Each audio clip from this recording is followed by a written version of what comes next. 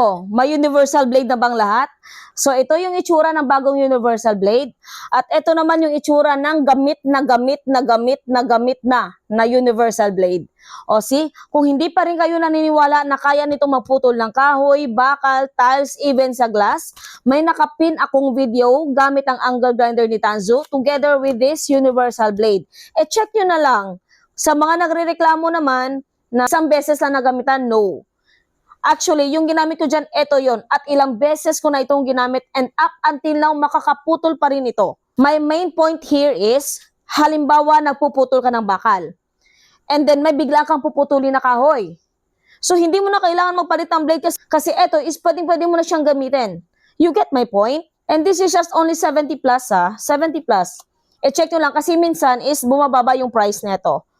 And for its price, hindi lang siya isang gamitan.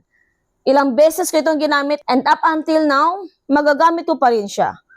Hindi masasayang ang pera mo. Hindi masasayang ang pera mo. Kung hindi ka pa rin naniniwala sa akin, why don't you try? This is just only 70 pesos or lesser than 70. Check mo na lang dyan sa yellow basket, ilalagay ko yung link neto.